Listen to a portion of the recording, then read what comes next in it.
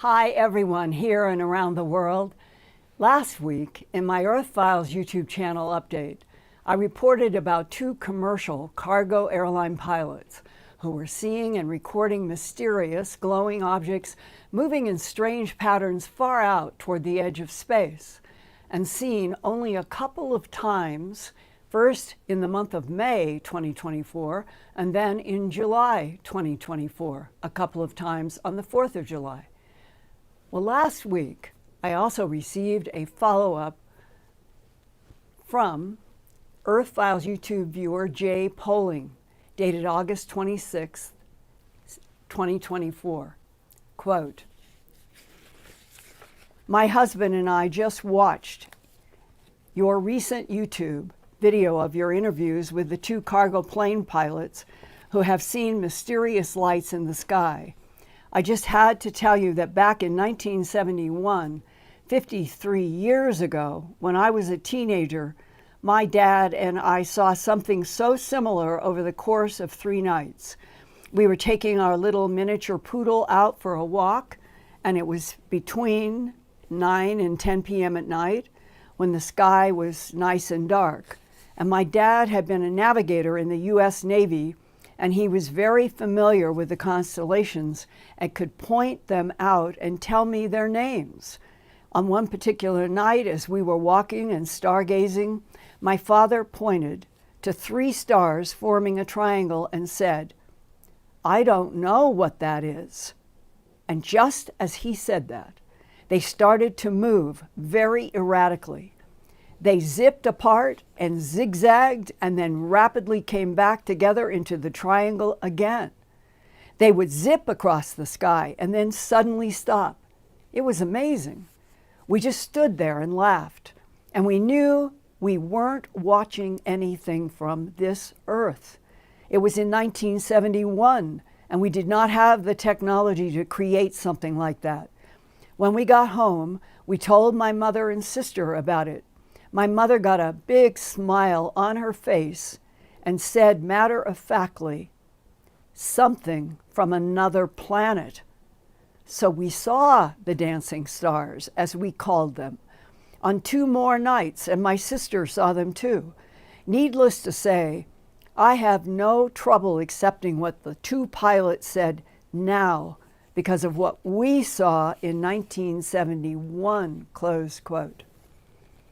And I wonder how many of you have seen far away, like you are looking at the way far out, dancing stars that move in these patterns, especially before May of 2019, when Elon Musk first launched Starlink satellites. I would appreciate it if you would let me know by chat or comments, and my direct email is earthfiles@earthfiles.com. And please include your phone number in emails to me for follow-up by Ian Holling and myself. This week, on Monday morning, August 19th, I was reading my home-delivered New York Times when I got to the art section on page C1, and there was this headline and text reported by Ralph Blumenthal and Leslie Kean entitled, "One Insider's View of a Hunt for UFOs. A former official tells about a Pentagon investigation." And there was a color photograph of intelligence analyst Louis Elizondo's new book, Inside the Pentagon's Hunt for UFOs. It was above the largest word on the cover, imminent, all red, like a warning light. In military parlance, imminent is a serious threat about to happen. And his new Imminent book is now being published by HarperCollins after a year-long security review by the Pentagon. I don't know, something is really affecting me, sorry. So it's being published by HarperCollins after a year-long security review by the Pentagon. The August 19th, 2024 New York Times article highlights, quote, The new book claims that remains of non-human origin were retrieved from UFO crashes. The Times article continues in the lower half of page C4 with a photograph of Louis Elizondo, who once ran the secret Pentagon's ATIP office focused on investigating UFOs and their, quote, true level of threat to Earth, close quote. The article says that Lou Elizondo was, quote, frustrated by what he described as internal opposition and a lack of resources to deal with what he felt was a serious national security threat. And back in October 2017, in his resignation letter, Lou Elizondo wrote to then Secretary of Defense James Mattis, quote, there remains a vital need to ascertain capability and intent of these phenomena for the benefit of the armed forces and the nation, close quote.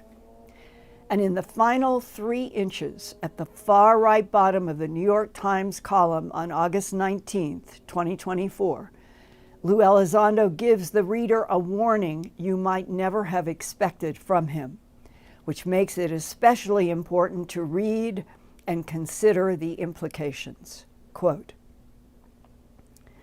Elizondo wrote in the memoir about personal encounters with UAPs, green glowing orbs about the size of a basketball, which is about 9 inches in diameter, that invaded his home on and off for over 7 years.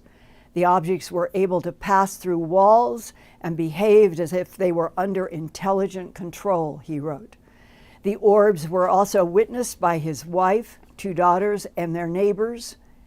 As for our friends from out of town, as Elizondo wrote, meaning the UFO and ETs, he further writes, quote, they, those spheres, those orbs, they do not appear to be benevolent.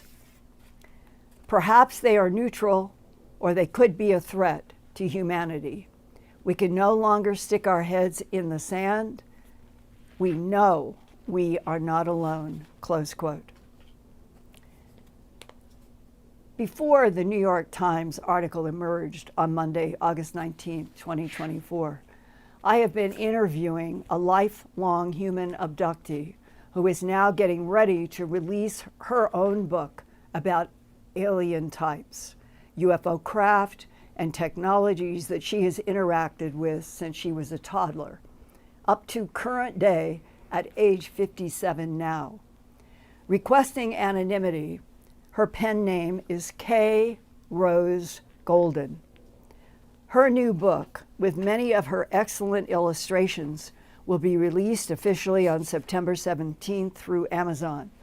It's entitled Into the Gray's Abyss, which Kay describes as, quote, abyss is the bottomless pit of all of this that I cannot seem to get out of, the whole totally encompassing massive enigma, close quote.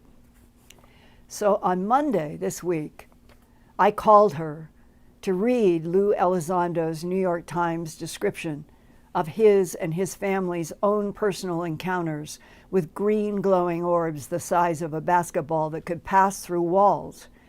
Here is abductee and author Kay Golden's immediate reaction on Monday, August 19th, upon hearing Lou Elizondo's assessment of what he and his family had encountered in the green spheres that could pass through walls. He wrote, quote, those orbs do not appear to be benevolent, close quote. Wow, that is amazing because I feel that way. That's the point my book makes, that we all need to get our heads out of the sand and start taking this extremely seriously. I've had the experience with orbs myself. My father and I down in Missouri, it was years ago.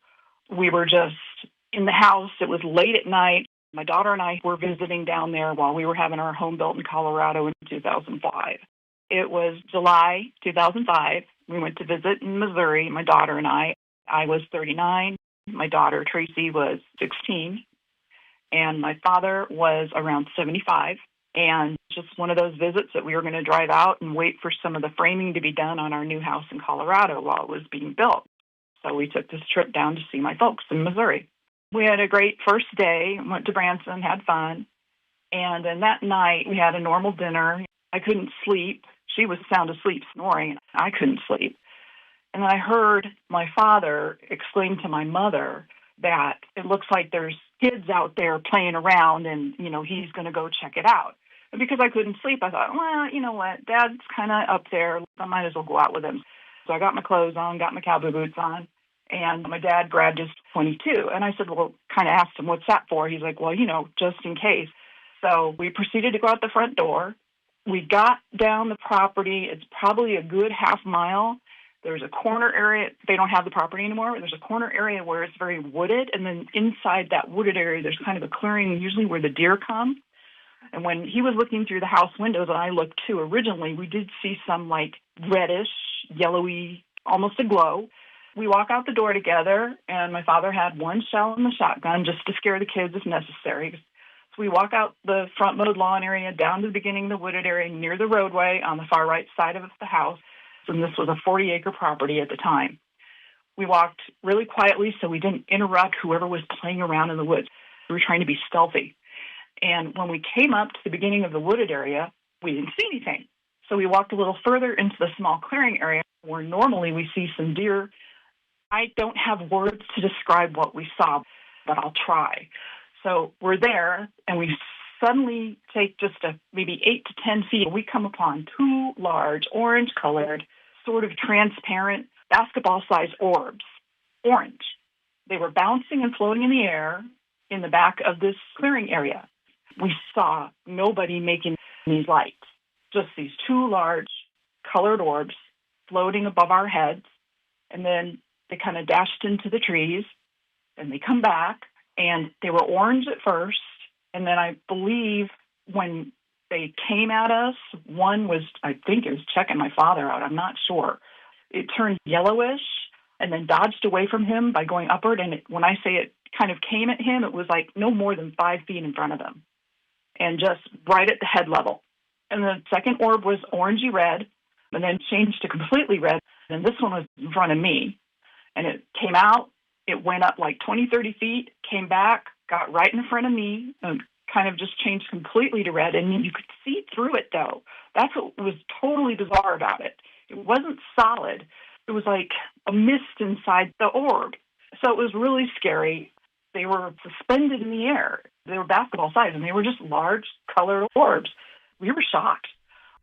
By that time, you had the memory all the way back to 2 or 3 years old about a gray being with slanted black eyes. And then as you got to be older, there were other events. Did you associate the two orange translucent spheres with the beings that had been in your life, or was this something brand new? And what would you associate these basketball-sized orangey spheres in your case, green in Lou Elizondo's case? I think in this case, and especially with the experiences I've had since I was little, they were looking for something, maybe in my father, maybe in me, that they had already found. And I don't know if my dad had ever, I don't think he ever had that kind of experience before. This was something we never told the rest of the family. Not Mom, not any of the 8 other kids. But I got the impression that they were checking us out, and I also got the impression that they were malevolent. Talk about that. When this was over with, when they finished doing whatever they were doing with us, they both turned yellow and then floated right back to the clearing area and shot up to the sky and just disappeared. They were gone in an instant. So we regained our composure and then walked back to the house. My dad put the shotgun back over the fireplace, and he went straight to the cupboard and grabbed his bottle of Southern Comfort, got a small glass with ice, and poured himself a drink. Now, this is about 1:30 in the morning. We were out there from like I think it was 12:09 when I looked at the clock in the guest bedroom and I put my boots and stuff on to go meet my dad on the other side of the house to see what was going on and then go out with him. So it was about 1:30 in the morning when we got back in. He poured himself the drink. He stood there and gulped it down in one gulp, and I've never seen him do that before. He sat in the kitchen chair. I sat in the kitchen chair. We said nothing. I had a little water because my throat hurt, and I was really exhausted. I needed to sleep for a few hours at least before I decided that my daughter and I were driving back home to Colorado the very next day. I wasn't going to stay the extra 2 days. Kay Rose Golden is now 57 years old. She has also recently had very vivid dreams about different ET craft fighting each other in Earth skies. She suspects the vivid dreams are provoked by the mysterious gray non-human beings that have been in her life since age 2. So next month on September 18th, at the same time that her new book, Into the Gray's Abyss, is officially released at Amazon.com, she has done many good illustrations of the non-human entities she has encountered, as well as illustrations of the different craft fighting in Earth skies that she has been shown in her ongoing vivid dreams. She also understands that these ET conflicts over Earth have gone on for centuries. Reinforcing that concept of non-human intelligences interacting with, even fighting for a long time over Earth, this week I received this 2015 headline from Smart News recounting that 39 years ago during the 1985 Geneva summit with President Ronald Reagan and Soviet Premier Mikhail Gorbachev, the two world leaders went for a walk. What allegedly happened was reported by Jimmy Orr for the Christian Science Monitor at that historic time, quoting a brief private exchange between Gorbachev and Reagan that was retold by Gorbachev, who said, quote, "President Reagan suddenly said to me, 'What would you do if the United States were suddenly attacked by someone from outer space? Would you help us?' Close quote. Gorbachev: 'No doubt about it.' Reagan: 'We too.'" Let's all hope and pray that there are advanced intelligences against violence who are trying to help this beautiful world keep from de-evolving into perpetual conflict and dangerous wars. And here is a recent email that made me wonder how much really our government and the Pentagon know about objects moving rapidly at the edge of space around Earth. This is from Kingfisher to Earthfiles. Quote, "I was deployed to Saudi Arabia during the 1991 Gulf War. I was forward deployed to a fire base near Fallujah in the dark desert of western Iraq. My team at the time was commanded by a captain, and that was unusual. We had Gen 2 night vision, and when I looked up into the night sky wearing that technology, you could see tiny little rice-sized objects in space flying around. Erratically and intelligent, they were way up there. Mind you, this was a war zone, with the U.S. Navy and Air Force establishing air superiority months before. Seeing a UFO was very, very unusual, and someone asked the captain, 'What are they?' And he said, quote, 'We see them all the time,' and apparently he did not care. And a captain just admitted they were quite normal, and that is all I saw in the report." Close quote. I hope that there are more of you out there who might have information about what could be happening at the edge of space as we would go from our atmosphere out into the vacuum of space. That's the edge of space. What would be a sign there, trafficking there. If anybody knows, I'm hoping that you will try to get a hold of me. A good way to do it is to email me at earthfiles@earthfiles.com and put in some kind of a phone number or something that I can reach you to talk about. I've been very successful doing that with a few people. And Ian in the UK is a great sidekick who helps research and helps follow what you all are reporting, because all of this is coming down to the fact that I think that Lou Elizondo's release of his book with that word imminent, red, like a warning sign right in the middle in military parlance, it means something big, dangerous is going to happen soon. And that the other reports that I get from those of you, and some people go through 2 or 3 people to get me information that I try to verify. All of this means that it's like this, the whole thing, feeling about the timeline that we're in, that there's some truth is trying to emerge, and there are lots of forces that are trying to clamp it back down. And being able to do this show without coughing, I can't guarantee. But I think it is really important if those of you who have serious firsthand knowledge can get in touch with me, and we try to figure out what can be done for more public disclosure from me to the public. Because I feel, and a lot of you do, based on what I get from various texts and emails and chats that Ian gets to me, that everyone, abductees, scientists, engineers, physicists, a lot of people are feeling, sensing, intuiting that something is building up. Maybe that's the best way to say it. Something is building up. And it would be, I personally think, that the more truth and the more honesty that we have, and from the brave people willing to reach out and say what they have experienced and know, then the human psyche at least has some reinforcement, some exposure to whatever is coming that may be, as several people say, shocking, whatever direction. Shock could go a lot of directions. The more you know, the less I think the impact is.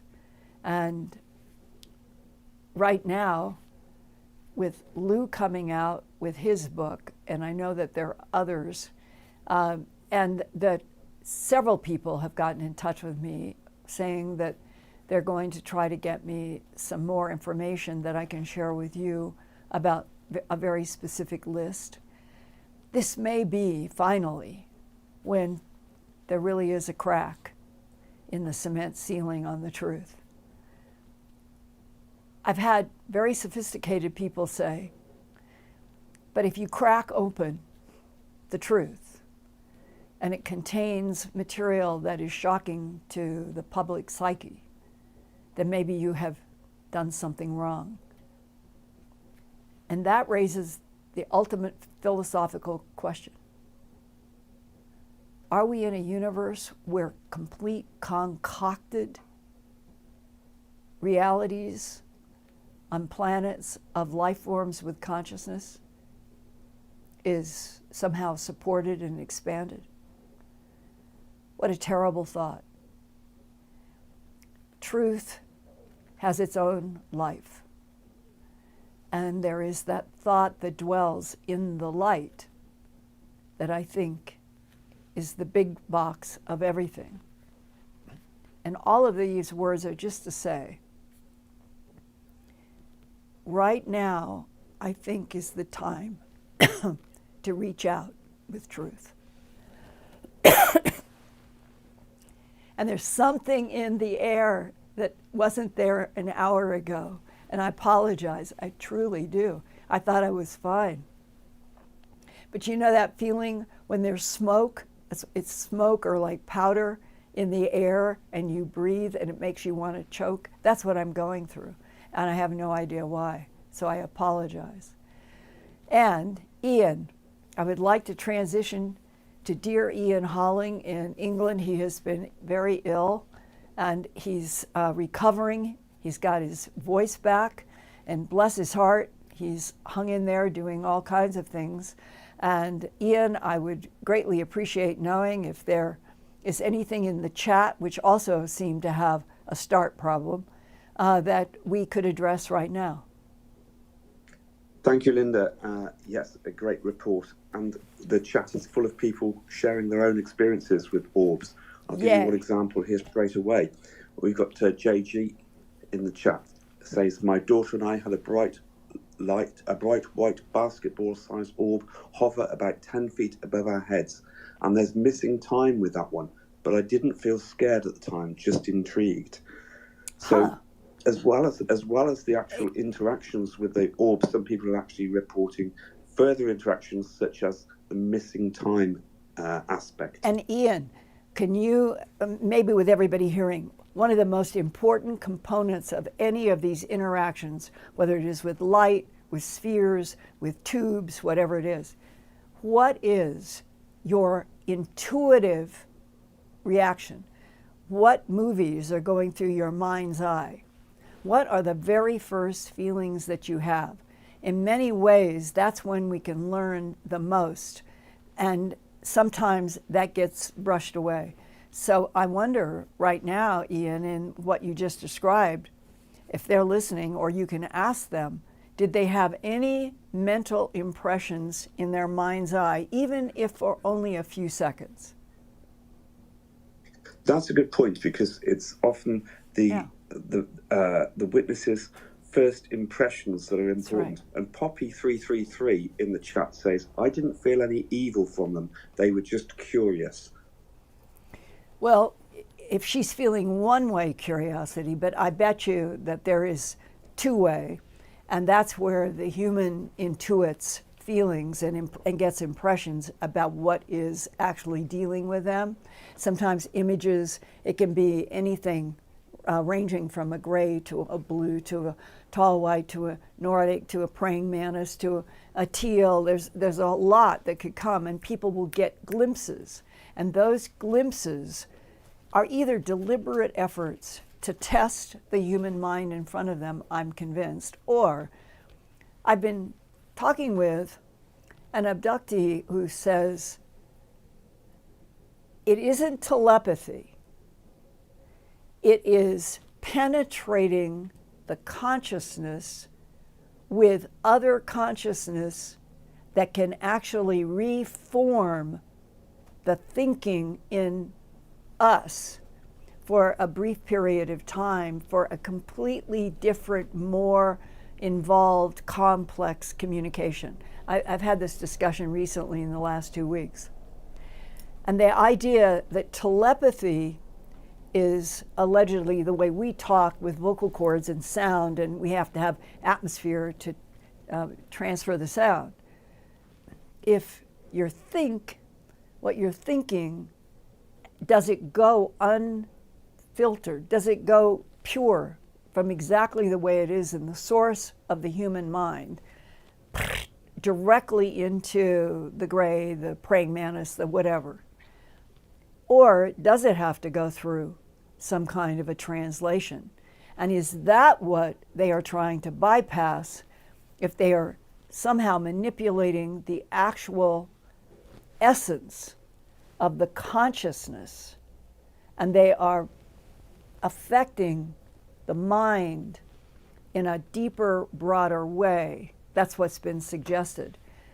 And that any way you cut it, we are dealing with advanced intelligences, with advanced technologies that don't need to yak like we do. Linda, I just want to tell people if they're still having problems with the chat to just refresh the screen. The chat is up and the chat is working, and people can interact with us properly online. Mystical Wonderland is in the chat and says, my reaction was they wanted to tell us things. We had missing time and location change. I first thought they were fairies. And I wanted to mention something else as well. I'm going to call this viewer Diana contacted us 6 days ago. Diana says, and I'm going to read from her comments here, Linda's subject of orbs, it triggered a memory of my contact with these perfectly symmetrical balls of light. I remember motioning with my finger for any of them to come towards me. I could see the rings around the nucleus.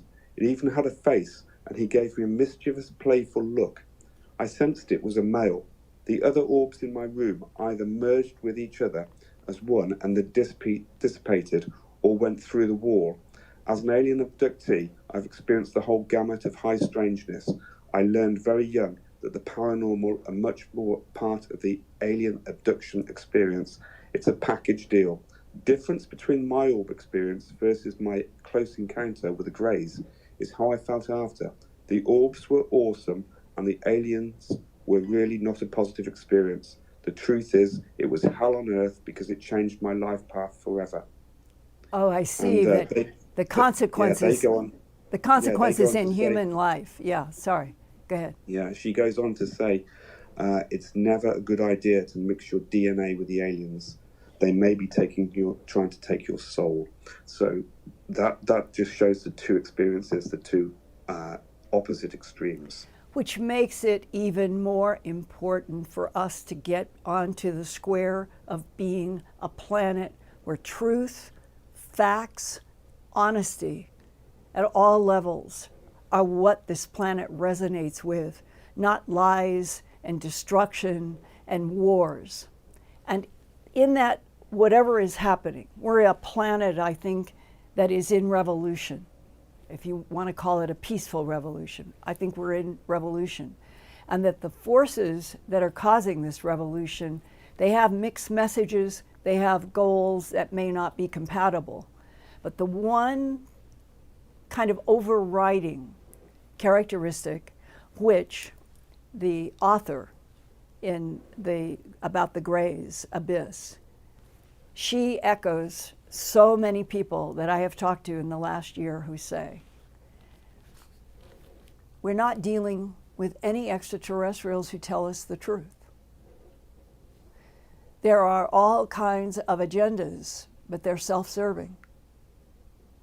That the exception in all categories, that included Greys, that included praying mantises, that included reptiles, that included all of them, except that the ones referred to by Charles Hall long ago after his work at S4 Area 51 with the tall whites, that's where we got the information originally, is that in their height, they would be somewhat overwhelming to humans, where the average human is somewhere between 5.5, 6 feet, 6.5 feet tall. And if they're 10 to 12, that might explain the stories about the giants of the ancient days. And it may be that they are spiritual. It may be that they have the same frustrations that I and you have about, we're not on a planet that supports the truth. We're not on a planet that supports a kind of spiritual growth that is not tied to money. And I've heard that several times about the frustrations in some of the tall whites, but that doesn't change the landscape and all the others. That deception is the name of the game. But what exactly do the deceivers want? And I have never told anyone, ever. I'm now 82 and a half. I have never told what I'm going to tell you tonight. Help make up for coughing, I hope. This is really true. And it ties in to what I was reporting tonight and to the puzzlement of what exactly are the end games for everything that's in play on Earth. It was not too long after I had signed that contract with Home Box Office to produce UFOs, the ET Factor, and then ran into all of these blocks and trying to reconstitute and keep working on productions in UFOs, being hired at CNN. They're wanting me to do work, and that getting blocked. So many blocks, so many seemingly unfair levels of manipulation constantly, without it even being clear what exactly the end game of the manipulators are. And this is why I was in Atlanta, Georgia. It was after the block at HBO, and I had the producers be mystified. They were mystified, I believe genuinely, who put an X through the budget for Linda Moulton Howe to produce a film for CNN that was to be a pure documentary on several facets. So now it's in that landscape that what I'm going to tell you happened. I was staying in Atlanta at the request of one of the news producers, and they were having me do some stories, and there was a discussion about the possibility of having a unit that might investigate all of the mysteries and unexplained and unknowns, and I would be managing that in some way. That is the context. Unresolved matters. Manipulation to block you in life by powers that seem to work together in such a way that sometimes I wonder who runs the United States, who really runs, and you can put any country in there.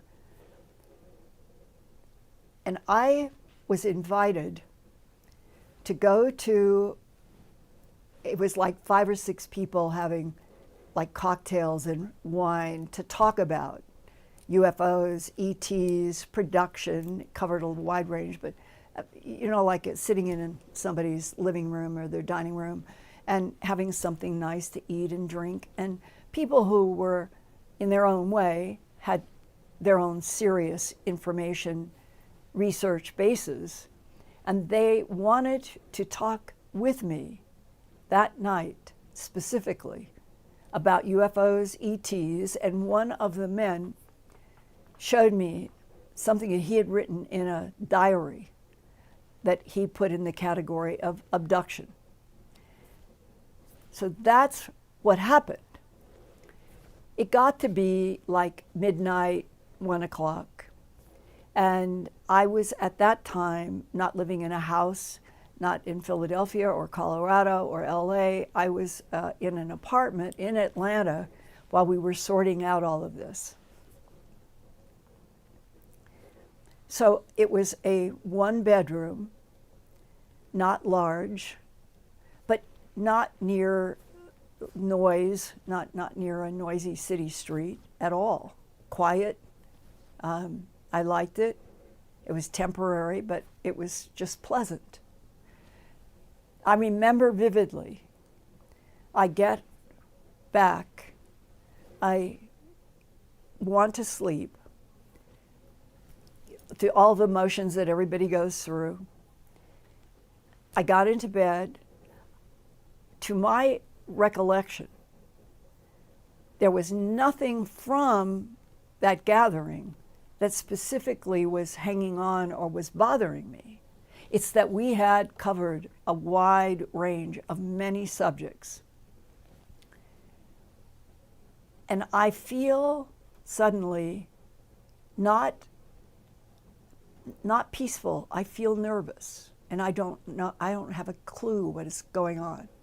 None.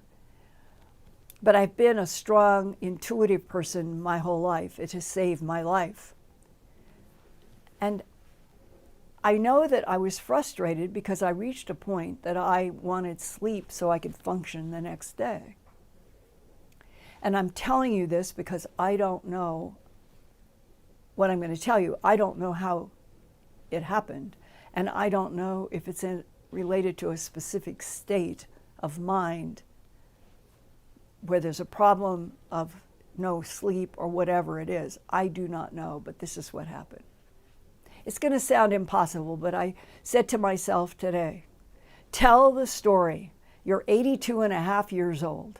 And if you can't tell a truthful story as incredible as what I'm going to tell you, then maybe the Earth is on a downward track to disintegration. Because everybody is afraid of talking about the materials and the events in their lives that have actually been the most important, because no one wants to think that they're crazy. And once you get into abductions and animal mutilations and transfer through light beams and moving dimensions so that you can go 100 light years in a few seconds, all of that is frightening material for a lot of people, even though, as far as I know, it's the truth. So hang in there with me for a minute while I try to give you a word picture. I had fallen asleep. I know that at this moment that I'm going to describe, I had been asleep. My eyes opened up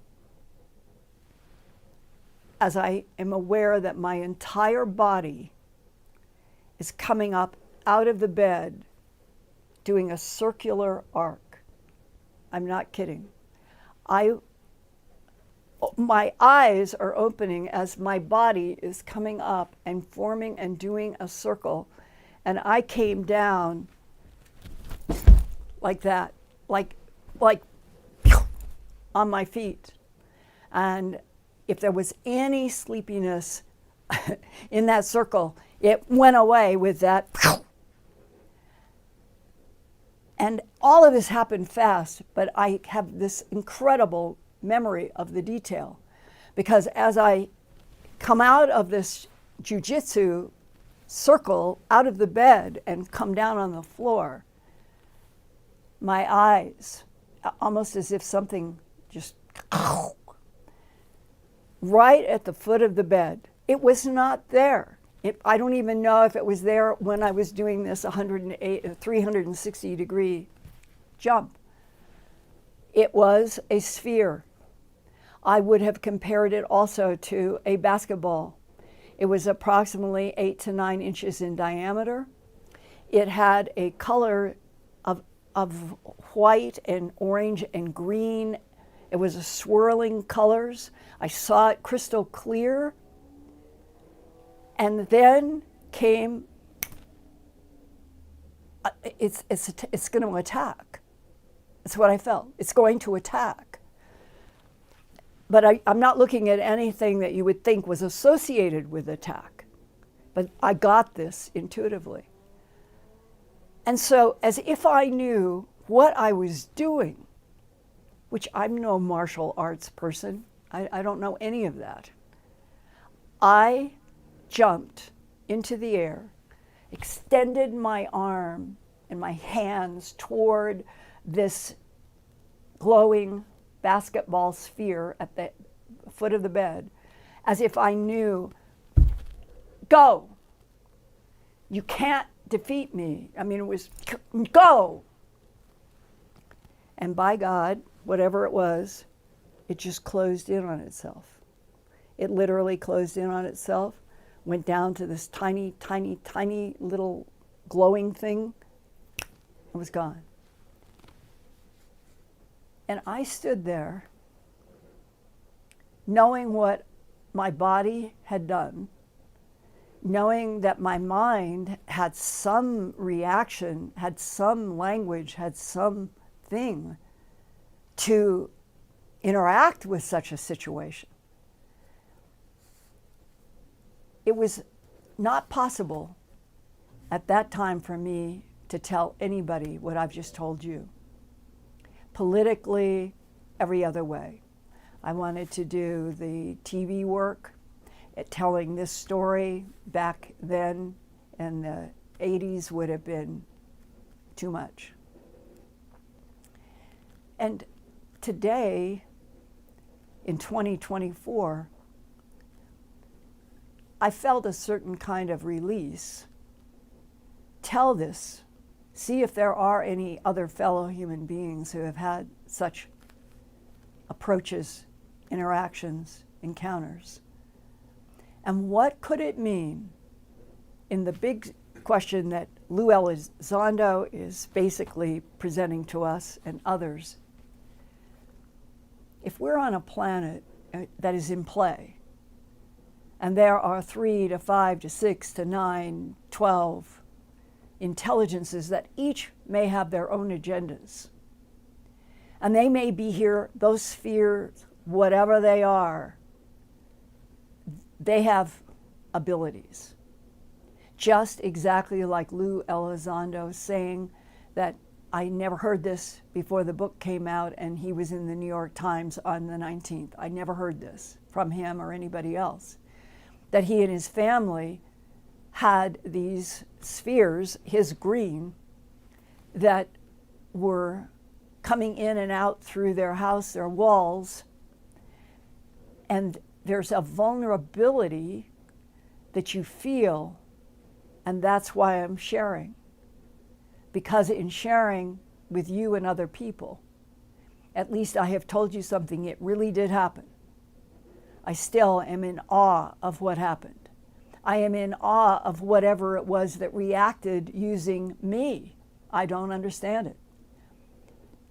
If we knew the whole truth, the good, the bad, the ugly, the spiritual, all of it, of who has been fighting each other over planet Earth for at least 278 million years is the time frame I've been given.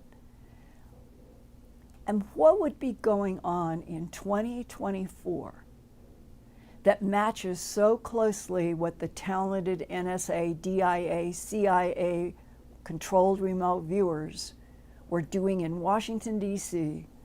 back in the end of the 80s, Lynn Buchanan and Joe McMoneagle and that group. For Lynn Buchanan to end up telling me now, it's 10 years ago, I think, Linda, we couldn't talk with each other. We had NDAs. But when the program got canceled, we would have dinners together and we'd say, did you get a question about? And they began to realize that every one of them had probably had the same set of questions, but they were never supposed to discuss and they didn't know. But Lynn said, one of the every person question, go to the year 2030. What do you see? And Lynn said every single controlled remote viewer said there was a lot of water. We're at 2024, the middle of 2024. And what I'm beginning to realize is if we don't start asking questions, having been given some honest information at last, about what are the changes in climate and water and life forms on Earth, what are they supporting? Who is benefiting? Why is the Earth undergoing these rapid changes? Who actually has real information and to what end? And this relates to another discussion all the way back to that 80s time period when I had been working at CNN. Linda, someday you will understand that if the reptiles are the ones that are going to take over Earth, they will definitely increase the temperature in the climate. If X, Y, Z wants the planet, X, Y, and Z will happen. And I remember, combined with all of this, how the hell did I come out of the air and what was that? If we all Homo sapien, who ironically, really ironically, are the genetic production and end game of extraterrestrial biological entities manipulating DNA in already evolving primates to create Homo sapien. That's a true sentence. What is happening as we are getting so close to 2030? Everybody feels it. That something is happening at a global, maybe solar system level. But none of the leaders, forget which country, forget which language, none of the governments, none of the leaders are telling any of us the truth. And that bothers me to my core.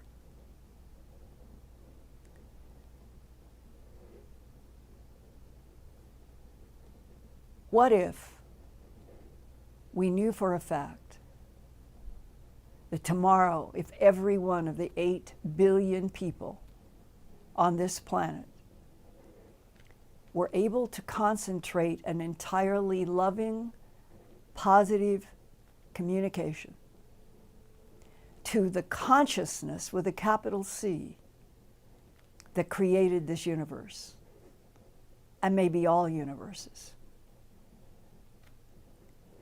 We want to live in peace.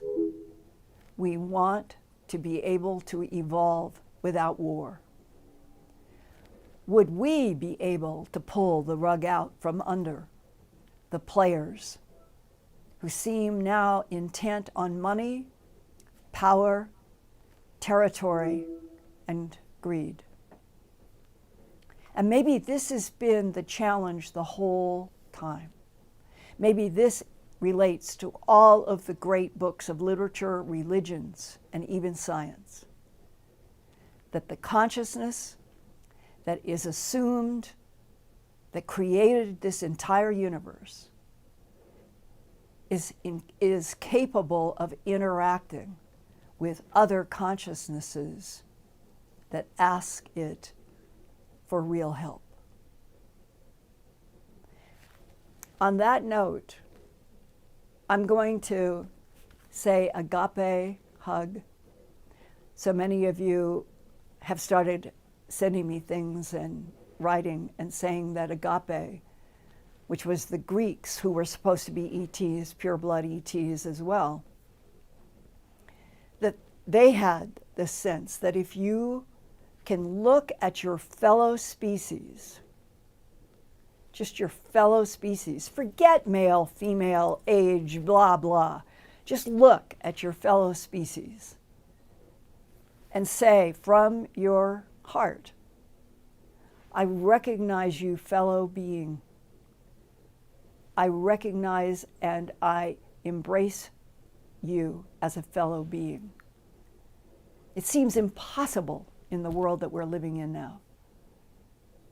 But if we don't start moving toward a lot more truth and a lot more light everywhere, I personally am afraid that the consequence is going to be that beautiful Earth, beautiful, beautiful Earth, will end up looking like the scenes that the remote viewers told me that they saw in 2030. For what? That's the question. For what? Switch gears. I'm not going to turn a 180-degree circle. I would love to know if anybody else out there has ever found themselves in the air, becoming conscious, waking up.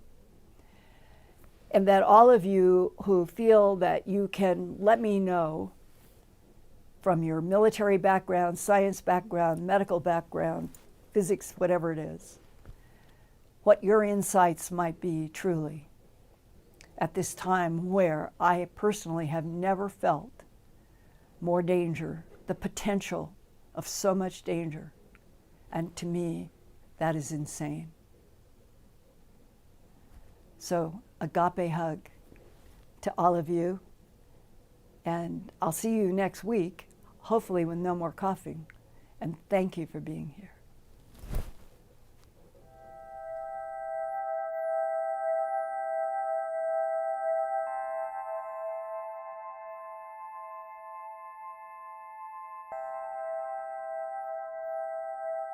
Turn on closed captions for YouTube videos by clicking the white CC button on the lower right. The default language for Linda's videos is English. If you would like to see the captions in another language, click on the white settings button next to the CC button. Select Subtitles CC and then select Auto Translate. Select a language, and the captions will now appear in that language. Sort of gone through, and they will hold their heads. I never had a cat do that before. And they'll pull against the comb, helping me get out snarls. And I think it's the best they've ever been.